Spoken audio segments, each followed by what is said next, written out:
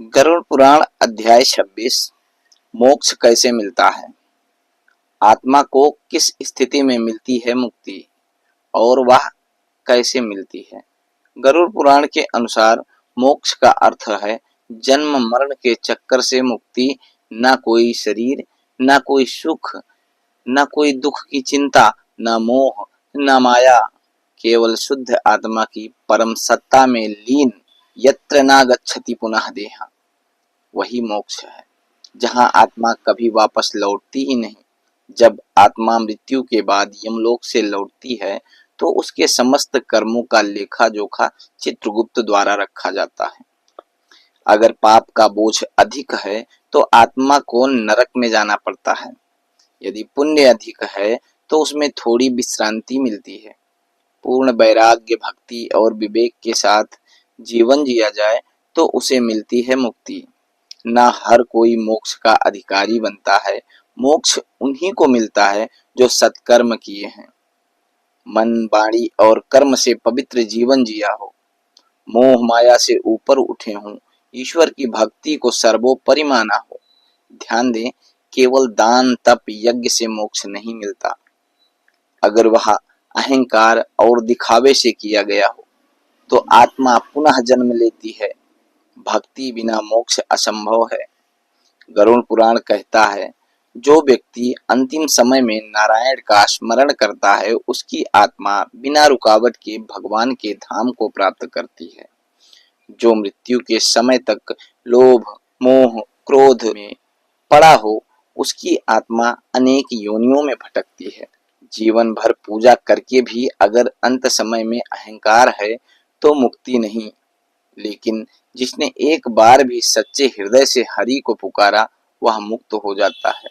अग्नि संस्कार, गायत्री मंत्र, साध तर्पण, ये सब केवल एक माध्यम है।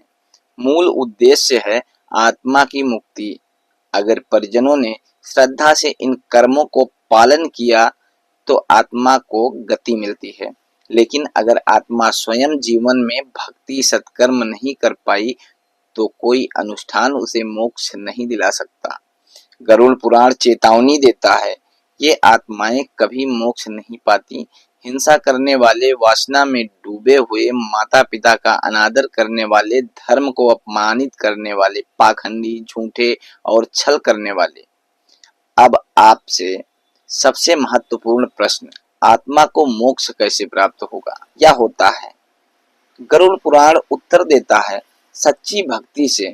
यदि आत्मा भगवान के चरणों में समर्पित हो जाए, ज्ञान से जिसने आत्मा समझ लिया, देह नहीं, वैराग्य से जिसने मोह जाल को काट फेंका, कर्म शुद्धि से जिसने हर कार्य को दूसरों का कल्याण चाहा। गरुड़ पुराण का वर्णन अद्भुत है क्योंकि आत्मा के सामने 3 मार्ग खुलते हैं।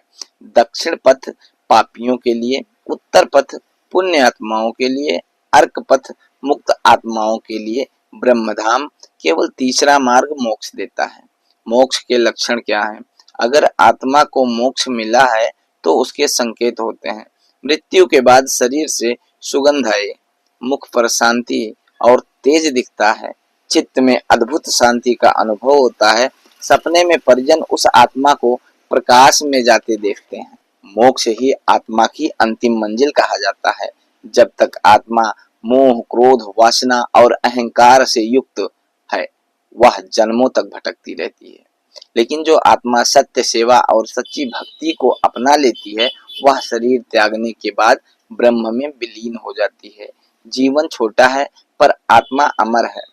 पर हर बार यह जीवन नहीं मिलेगा, इसलिए जब तक ही ईश्वर को पहचानो, कर्म को सुधारो, मोक्ष के पथ पर चलो।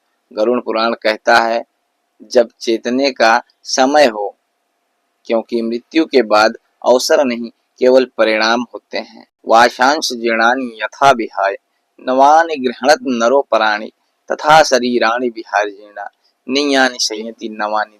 जय श्री राधे कृष्ण।